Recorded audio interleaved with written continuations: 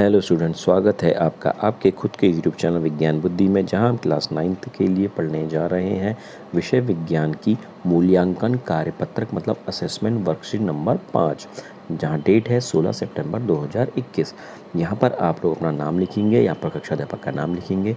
यहाँ पर कुल मिला के दिए हुए हैं 10 क्वेश्चन और हर एक क्वेश्चन का मार्क्स है 1 नंबर। टोटल हुए 10 क्वेश्चन, तो कितने हो गए? 10 मार्क्स टोटल आपके पास हो गए।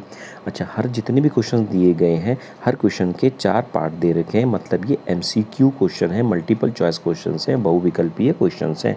तो इन चारों में से कोई एक आंसर सही है, वो आपने टिक करके लगा देना है। तो चलो स्टूडेंट्स, हम इस क्वेश्चन को करते हैं। अच्छा जी, तो पहला क्वेश्चन कह रहा है कि पादप कोशिका में कोशिका भित्ति का मुख्य घटक है। पादप कोशिका मतलब पेड़ पौधों वाली कोशिका, उनमें कोशिका भित्ति का मुख्य घटक मतलब कोशिका भित्ति किससे मिलकर बनी हुई है? देखो, स्टार्च प्रोटीन से तो सब बनी हुई है, तो कोशिका भित्ति किससे मिलकर बनी हुई है? सेल्यूलोज से, केवल सेल्यूलोज से। तो इसका आंसर क्या है? सी है, ये याद रखोगे। दूसरा, फलों और फूलों में रंग किस लवक मतलब किस प्लास्टिड के कारण होता है? देखो, प्लास्टिड मुख्यतः 2 प्रकार के होते हैं। एक होता है आपका क्रोमोप्लास्ट और एक होता था आपका ल्यूकोप्लास्ट। ल्यूकोप्लास्ट कैसा होता था? सफ़ेद रंग का या रंगहीन। कलरफुल कौन होता था? क्रोमोप्लास्ट। तो इसका आंसर भी क्या आएगा? क्रोमोप्लास्ट। क्लियर हो गया स्टूडेंट्स? चलो जी, तीसरा क्वेश्चन देखते हैं।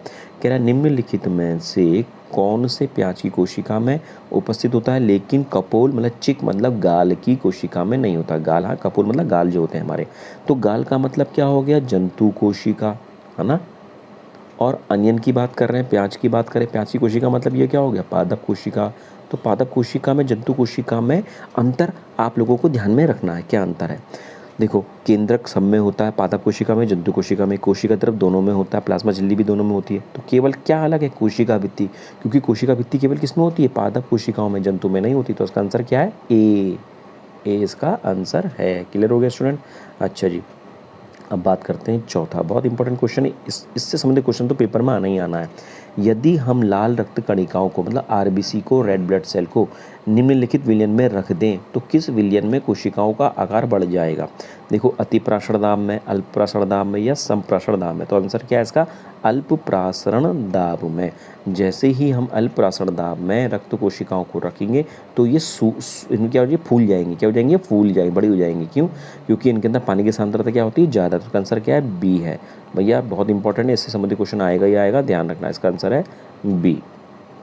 अच्छा जी, अब आ जाते हैं हम लोग 5वें क्वेश्चन के अंदर।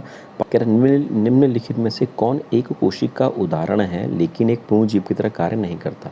यह है सभी एक कोशिकीय जीव ही एक कोशिका है। WBC भी, अमीबा भी, WBC अमीबा, पैरामीशियन, चारों के चारों। पर इनमें से एक पूर्ण जीव की तरह कार्य कौन नहीं करता? WBC कार्य नहीं करता। तो इसका आंसर क्या है? ए है। ओके डियर स्टूडेंट्स, हम लोग निम्नलिखित में से कौन प्रोटीन संश्लेषण में सम्मिलित नहीं है? देखो भैया, निम्नलिखित में से कौन प्रोटीन संश्लेषण में सम्मिलित नहीं है? खुरदरी ER तो प्रोटीन बनाती है, राइबोसोम भी प्रोटीन बनाती है, गोल्गी उपकरण का काम ही इन सब से है पैकेजिंग करने में। तो कौन है वो? चिकनी ER। तो इसका आंसर क्या है? बी है भैया, छठे का। अच्छा, 7वां, एक ऐसा कोशिका विभाजन जिसके विभाजन के बाद गुणसूत्रों की संख्या आधी हो जाती है। नाम से पता चल रहा है अर्धसूत्री कोशिका विभाजन। भैया सीधे अर्धसूत्री, आधा आधा कर दे रहा है। 8वां क्वेश्चन कह रहा है कि निम्नलिखित में से कौन सा कोशिक अंग आत्मघाती थैली कहलाता है? भैया आत्मघाती थैली कौन कहलाता है? लाइसोसोम। ये तो भैया सीधे सीधे याद रखना है, पेपर में आएगा। इसका आंसर है सी। क्लियर? अच्छा जी, अब जो 9th और 10th क्वेश्चन है ये बहुत इंपॉर्टेंट है, आपको ध्यान में रखना है। कुल इसमें 2 क्वेश्चन, 9th और 10th। अच्छा, इनमें ऑप्शन ये है ABCD, पर ये ऑप्शन कब भरना है आपने? जब आप लोगों को 9th और 10th के अभिकथन और कारण पता हो। अभिकथन में दे रहा है कि विषाणु या वायरस एक प्रोकैरियोटिक कोशिका जीव है। कारण कह रहा है विषाणु केवल अपने होस्ट में जीवित होता है। विषाणु ना तो प्रोकैरियोटिक है और ना यूकैरियोटिक कोशिका जीव है। देखो भैया, विषाणु तो पहले जीव ही नहीं है। जब विषाणु जीव ही नहीं है तो प्रोकैरियोटिक है ही नहीं। तो ए तो क्या है? एकदम असत्य है। क्या है? एकदम असत्य है। कारण, अच्छा, और आर क्या है? सत्य है, क्योंकि जब ये जीवित होता है, कब जीवित होता है? जब ये होस्ट में रहता है। होस्ट में ना, जब ये किसी की बॉडी में आ जाएगा तभी जाकर ये जीवित हो जाता है। तो ये क्या है? सत्य है। तो आंसर कौन सा आया? देखो, ए गलत है और लेकिन आर सत्य है। तो कौन सा आंसर है? डी। डी में क्लिक करेंगे आप। क्लियर? अच्छा जी, 10वां देखो अब आप लोग। कह रहा है 10वें क्वेश्चन में कि माइटोकॉन्ड्रिया को कोशिका का बिजली घर कहते हैं। सही कहते हैं भैया, सत्य है, एकदम सत्य है। कारण माइटोकॉन्ड्रिया एटीपी का निर्माण करता है, सत्य है भाई, ये भी सत्य है एकदम। देखो सी, देखो ए सत्य आर गलत बता रहा है, पर दोनों सत्य हैं। ए गलत आर सत्य, दोनों सही हैं भैया, तो सी और डी तो होगा नहीं। अब देखो ए और आर दोनों सत्य हैं, लेकिन आर अभिकथन की सही व्याख्या नहीं है, गलत बोल रहा है भैया। ए और आर दोनों सत्य हैं और आर अभिकथन की सही व्याख्या, एकदम सही बोला, तो उसका आंसर क्या है भैया, ए। ए इसका आंसर है भैया, क्लिक। माय डियर स्टूडेंट्स, आज की वीडियो हमारी समाप्त होती है। Okay bye.